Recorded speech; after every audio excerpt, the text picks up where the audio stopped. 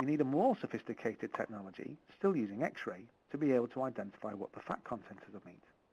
This technology is called DEXA, Dual Energy X-ray Absorptiometry. Well, what is DEXA? Well, DEXA is a technology that's been used in the medical and security industries for some time. It utilizes two energy spectrums to discriminate between high and low X-ray channels. What this means is we actually have two separate diode arrays, and they are separated by a metallic shield. The metallic shield means that only high-level energy X-rays will pass through to the high-level or 140 kV response diodes. This means that at each individual diode location, we can look at the ratio between the high and the low. By sending this information between what X-ray output comes from the two diodes, we can compare the ratio. And it is this ratio which allows us to determine what is fat and what is lean.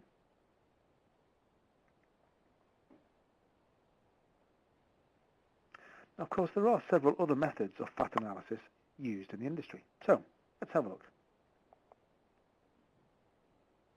Well, some of the other methods of fat analysis are Soxhler, which is a benchtop solution typically used in a laboratory, Anal-ray, which is an offline system which does use X-rays, and near-infrared or near-infrared transmission, again an offline method.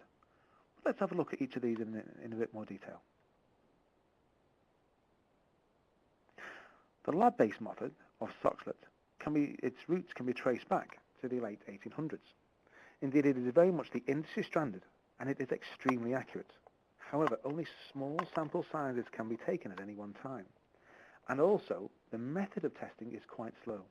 It can be expensive, and it's also quite invasive. The Anal-ray mechanism for testing the fat analysis is an offline solution already used in many meat factories around the world. The results are quite accurate, but only a 6 kilogram sample can be tested at any time.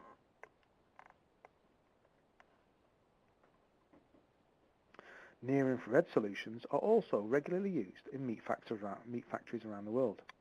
These are offline testing solutions, and the results are quite accurate. But again, only a small sample can be tested at any one time. So this leads us to ask the question of what are the problems with sampling? In this diagram here, we're trying to demonstrate the challenges associated with measuring the fat content of a container full of cartons of meat. Typically a container, or a carton rather, is around 27 kilos in weight, and in one full container you would have approximately 600 cartons, so it's impossible to measure them all. By measuring small samples of 16 kilos in various methods, as we've previously shown, could indicate that we only get a representative analysis of approximately 0.02%. So does this truly give us an idea of what the fat content is of the total batch? Likewise, an alternative method is taking cores or core drilling such that a sample can be removed from large blocks of meat. But again, the same challenge exists. The fat content of the meat will not be evenly distributed across that carton.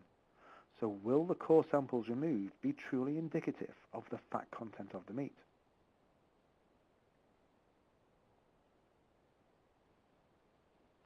So what we can see is that in all of these methods described, only small sample sizes can be taken. So how representative are any results taken as a consequence of measuring these small samples? In doing so, they're also invasive, expensive, and offline, and also subject to high sampling errors. The conclusion here is that the only way to measure 100% of the meat products is using an X-ray system equipped with DEXA technology. DEXA systems can be accurate to greater than 1 cl, and additionally they can measure the weight to better than 1.5% accuracy.